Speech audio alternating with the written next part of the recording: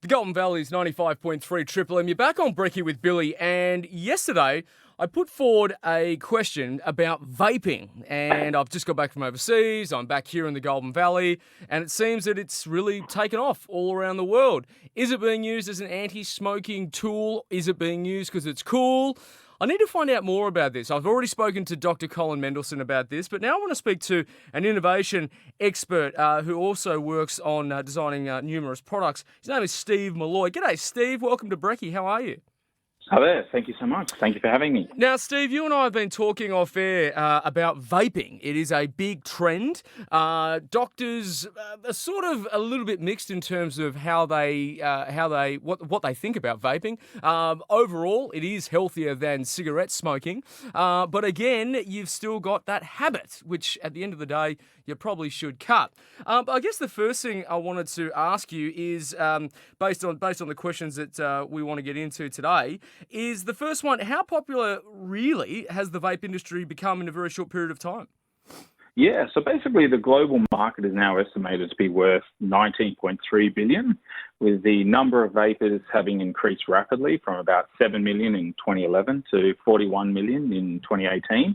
And the number of adults who vape will reach 55 million by 2021. So it's definitely a big trend around the world. And, I've spent a lot of time in California, and there's like vape shops everywhere. And in fact, even in America, there's about 150,000 people who are involved with the sort of the vaping industry. So it's a massive thing. And then you come back to Australia, and there's not much of a mention of it, but it seems to be a very hidden hidden industry. But I think it's always important to see what trends are going on around the world, and really understanding of what's going on. Now, we know that smoking is an expensive pastime by any way you measure it, but is vaping expensive? It can be. I mean, I probably don't actually link it as close to, cigarettes as other people. But what I would say, it's almost a very different sort of industry, because it's really depends on the person. You can go as cheap as something like $5 to $60 or something like that for a pod style kit, or something like a pod mod is a little bit more advanced, or vape pens or box mods. And then once you get into that sort of, you've got coils, which are probably $2 to $5, which need to be replaced every week or month or so. So it can be very cheap, and much cheaper than, pretty much, the price of a beer, or it can be very expensive and probably be about 3 times the price of smoking cigarettes. So it just depends on how premium the e-liquids are, or the e-juice. It depends on how often you sort of smoke it, but it's definitely cheaper than smoking on average. Okay. Now, of course, you've mentioned the numbers there about people vaping around the world. Obviously, they're growing by the millions every week. But with Australia, as I said, I've seen a lot of people doing it. It's obviously well and truly here. Could we take a different approach to vaping? I mean, a lot of what I've seen in terms of the advertising is very much like, well, it's still smoking. You know what I mean? Yeah, well, definitely. Look, the United States, the United Kingdom, and France are the biggest markets for it. And just alone, I think that Australia, has really gone very strict on it, but it's not stopping people from working. So I don't think the government, by putting a ban on things, has actually stopped anything in such a way. I think it should be regulated, and I think it should be allowed. And I sort of remember when I was in California, I rode along in Uber and Lyft and all those sort of ones. I came back to Australia, and it was all underground. They weren't allowed to have signs on the cars, and you kind of had to download the app, and they had a lot of sort of legal problems and stuff like that. So it sort of happened. So I think, the approach that I think we need to have is start to think, well, where is a growing part of the sort of the global economy, and how can Australia create more jobs? How can we create more opportunities? I mean, just alone in the UK, there's more than 69 stores that have actually opened in the first half of 2019. And then in Australia, we've had 161 large retailers gone into, volunteer administration in the first 2 weeks of this year. Oh. So we kind of have to see that trends are changing, and people's buying habits are changing. Even though you can't buy the nicotine juices in Australia, people are buying from overseas. So they're spending money in New Zealand or America, and buying mods and kits and vaping devices over in China, where I think 95% of all the vape products are made in Shenzhen in China. So I just think Australia can have a very different approach and not just put a big sweeping ban on things. I think we need to just sort of, accept that this is an industry. I think it does need to look into, more science, more research. But, I don't think it should just be killed off as a total industry because, I kind of do think it's probably one of the fastest growing sort of things at the moment. In fact, I'll just give you an idea. I was saying to a guy about phones and stuff, and everyone said, my God, in the last 10 years, it's amazing how much innovation has happened with iPhones and, with apps and all that sort of stuff. And I said, how often did they bring out a new phone? They said, probably like every year. And I said, every day they're bringing out a new vape, like every day there's a new vape that they're launching. So it's pumping out on a massive level, and there's like 7,000 different flavors, and there's probably about 50 different companies, and none of the brands people have heard of. I think people may have heard of Juul and maybe one called Smock, but they're all pretty sort of not famous brands that have sort of gotten into it. So I think it could be an opportunity for Australians to sort of explore more and for to be leading the pack in terms of research and start to understand more about it and to be a little bit more innovative as opposed to sort of turning a blind eye. Yeah, no, good points there, Steve. Now, there's a question here.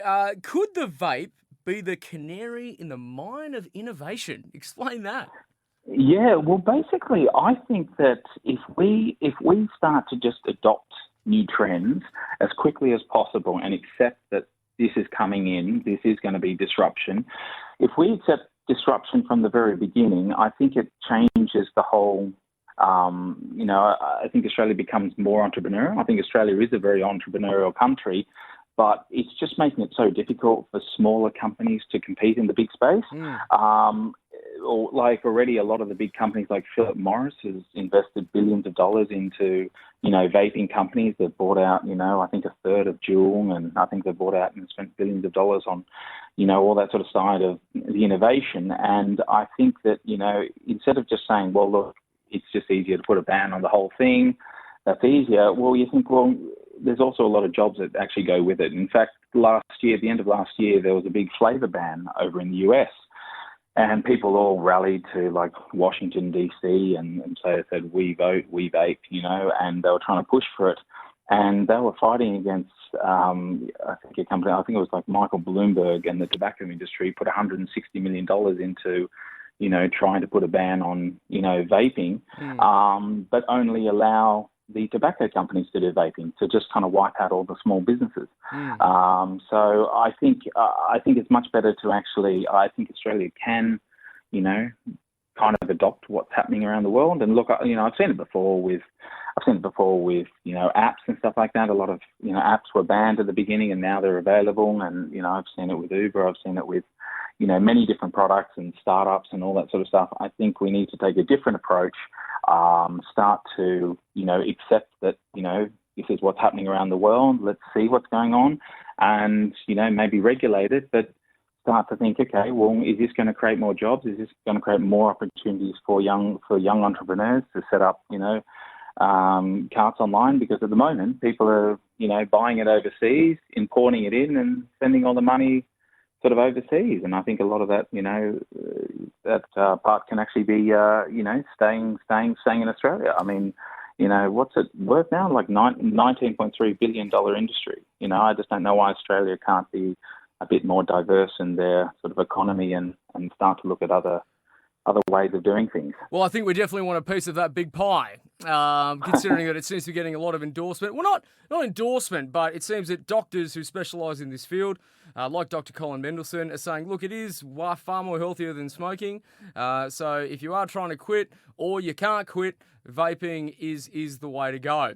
And it's probably also as well, probably the reason why too as well, is because, I mean, if you have all different flavours like cherry pie with meringue flavour and you just went back to a cigarette, it'd be the most disgusting thing you've ever had. You go, what is this flavour? This is terrible. Mm. And so, but it's also that constant addiction that people have about, having something to do or habit forming or things like that. But yeah, it's about 95%, safer than that. So it's definitely one of the most effective ways to get it. And also as well, it's controlled within a sort of a liquid format, so you can just slightly reduce it from a 6 milligram to a 3 milligram to a 1 milligram to a 0, and then eventually you can kind of wean yourself off that way, and it's far, far more effective. Mm. But Very good. Well, Stephen Molloy, you're an innovation expert. You're a very, very smart man, no question about that. And we look forward to touching base with you again on a range of topics. But thank you for your time today.